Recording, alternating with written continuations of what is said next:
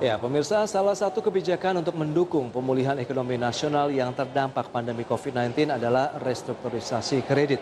Lantas bagaimana dengan realisasi dari restrukturisasi kredit perbankan tersebut hingga bulan lalu? Kita akan simak dalam infografis berikut ini. Ya, seperti yang bisa Anda saksikan di layar televisi Anda, kita akan cermati bagaimana dengan realisasi dari restrukturisasi perbankan per 4 Januari tahun 2021 ini. Ya, kalau kita cermati, ada sekitar 971,08 triliun rupiah adalah dana dari realisasi restrukturisasi yang sudah dilakukan oleh pihak perbankan per 4 Januari 2021, di mana dana tersebut disalurkan kepada 7,57 juta debitur, yang juga debitur tersebut kita bagi dua, yaitu pelaku UMKM dan juga non-UMKM. Adapun debitur dari pelaku usaha mikro, kecil dan menengah sebanyak 5,81 juta debitur, sementara untuk yang non-UMKM 1,76 juta debitur. Ya, adapun nilai penyaluran restrukturisasi kepada 5,81 juta debitur ini mencapai 386,63 triliun rupiah. Sementara untuk restrukturisasi 1,76 juta debitur non-UMKM mencatatkan outstanding sebesar 584,45 triliun rupiah. Ya, saat ini Otoritas Jasa Keuangan juga telah memperpanjang kebijakan dari restrukturisasi sehingga dapat dilakukan berulang paling lama sampai dengan Maret 2021. Kemudian, bagaimana dengan realisasi dari kinerja penyaluran kredit perbankan di sepanjang tahun lalu? Kita akan simak dalam infografis selanjutnya. Ya, kita akan cermati bagaimana pergerakan dari realisasi penyaluran kredit industri perbankan ya di tahun lalu. Kita lihat memang ada penurunan kalau misalnya kita bandingkan antara tahun 2020 dengan 2019, di mana di tahun 2019 realisasinya tercatat sekitar 5.633,4 triliun rupiah, sementara di tahun 2020 dengan adanya pandemi COVID-19 ada penurunan menjadi 5.482,5 triliun rupiah atau mengalami pelemahan sekitar 2,67%. Itu dia, ada realisasi dari penyaluran kredit perbankan di tahun 2020 yang mengalami tekanan meskipun tidak terlalu dalam, hanya sekitar 2,67%. Dan pemirsa, Otoritas Jasa Keuangan juga mencatat di sepanjang tahun 2020 kredit di bank khususnya badan usaha milik negara ini mampu tumbuh sekitar 0,63%. Di Bank Pembangunan Daerah tumbuh sekitar 5,22%, sementara di Bank Syariah mengalami kenaikan 9,5%.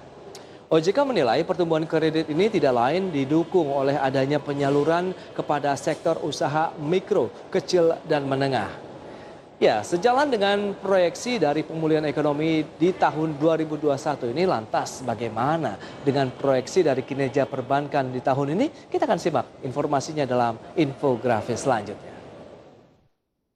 Ya, kita lihat bagaimana proyeksi dari kinerja perbankan nih. Kali ini dari badan usahanya. Kita lihat ini bank yang saat ini kita akan cermati di tahun 2021. Dari sisi kredit perbankan, proyeksi di tahun 2021 mengalami pertumbuhan sekitar 7,5% plus minus 1%. Ini adalah target ya, ataupun proyeksi dari kredit perbankan di tahun 2021. Sementara dari dana pihak ketiga juga diharapkan ada pertumbuhan double digit hingga 11% plus minus 1%.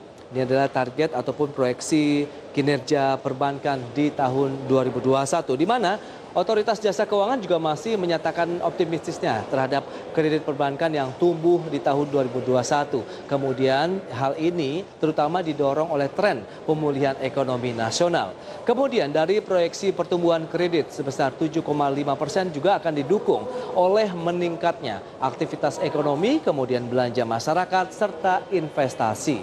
Sementara proyeksi pertumbuhan dana pihak ketiga juga tidak terlepas dari program vaksinasi COVID-19 di Indonesia yang telah dimulai pada awal tahun ini, sehingga roda perekonomian diharapkan akan semakin pulih.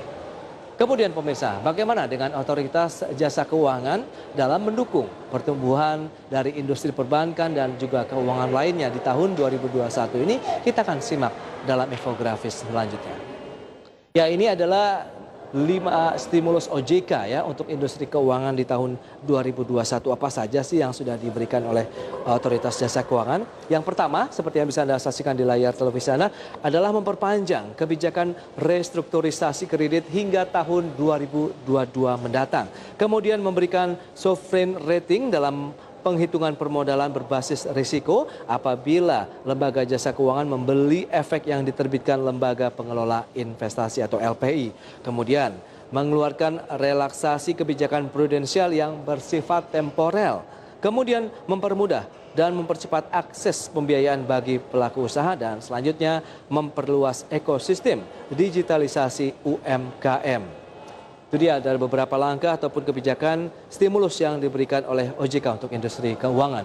Dan kita tahu Ketua Dewan Komisioner OJK Wimbo Santoso menjelaskan bahwa sektor UMKM dengan berbagai kebijakan stimulus yang diberikan oleh OJK dan pemerintah diharapkan akan berdampak pada stabilnya pertumbuhan kredit UMKM yang tercatat juga mulai tumbuh positif secara month-to-month atau secara bulanan pada beberapa bulan terakhir.